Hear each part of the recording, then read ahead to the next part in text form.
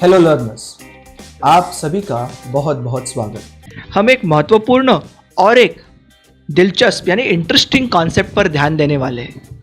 आज के सेशन के आखिर में आप किसी भी सकारात्मक वाक्य को नेगेटिव यानी नकारात्मक कैसे बना सकते हैं, व्याकरण में गलती किए बिना ये सीखेंगे।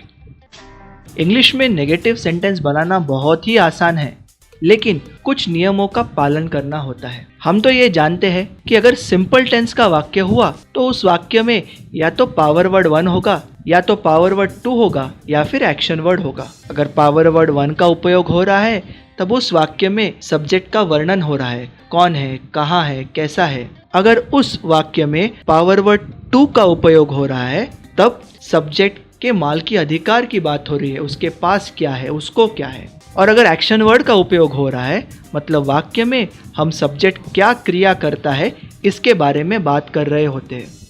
कैसे बनाते हैं पावर वर्ड 1 वाले सेंटेंसेस को नेगेटिव? बहुत ज़्यादा आसान है। कैसे करना है? आपके पॉजिटिव सेंटेंस में पावर वर्ड 1 के बाद तुरंत नॉट लगा दीजिए।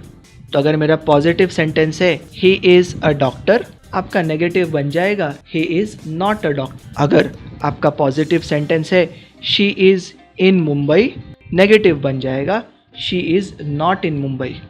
अगर आपका पॉजिटिव है ही वॉज माई टीचर, तो नेगेटिव बन जाएगा he was not my teacher.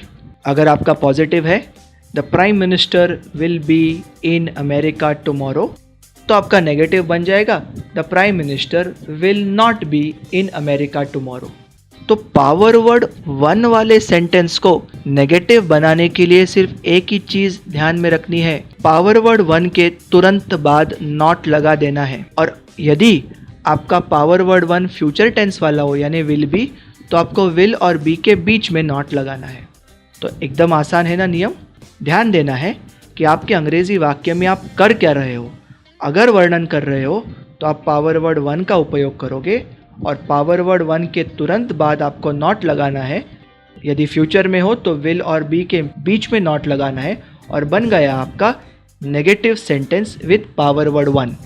अगर आपके अंग्रेजी वाक्य में केवल पावर वर्ड 2 का उपयोग किया गया है तब आप उस अंग्रेजी वाक्य द्वारा उस वाक्य के सब्जेक्ट के स्वामित्व या फिर मालकी अधिकार की बात कर रहे हो। पावर वर्ड 2 4 प्रकार के होते हैं। प्रेजेंट टेंस में हैज़ हैव, पास्ट टेंस में हैड और फ्यूचर टेंस में विल हैव। पावर वर्ड 2 वाले वाक्य को नेगेटिव में बनाने के लिए जो तकनीक है वो थोड़ी अलग है, कठिन नहीं है। तो हम ये क्या टेक्निक है वो पढ़ते हैं। सबसे पहले आपका जो भी वाक्य हो उसका आप काल पहचानिए। काल कैसे पहचानना होता है? वाक्य में जो पावर वर्ड 2 है उसका जो काल वही पूर्ण वाक्य का काल।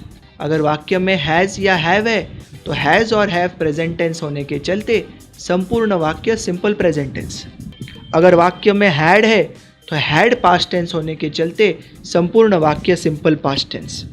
और अगर वाक्य में विल हैव है तो विल हैव फ्यूचर होने के चलते संपूर्ण वाक्य सिंपल फ्यूचर। तो पहली स्टेप, ओरिजिनल सेंटेंस का काल पहचानिए। स्टेप 2, काल पहचानने के पश्चात पावर वर्ड 2 के पहले नॉट इस शब्द को डालिए। स्टेप 3, नॉट डालने के पश्चात नॉट के बाद जो भी पावर वर्ड 2 हो, जो भी, उसको हैव बना दीजिए। हैज़ होगा तभी भी हैव बना दीजिए, हैड होगा तभी भी हैव बना दीजिए, और अगर पहले हैव था तो कोई बदलने की ज़रूरत ही नहीं। उसके बाद की स्टेप, अगर आपके ओरिजिनल वाक्य का काल प्रेजेंट टेंस था तो नॉट के पहले आप डू और डज डालेंगे। अगर आपके ओरिजिनल वाक्य का काल पास्ट टेंस था तब आप नॉट के पहले डिड डालेंगे। और अगर आपके ओरिजिनल वाक्य का काल फ्यूचर था ना तो नॉट के पहले वैसे ही विल है। अब डू और डज में से कौन सा चुनना है?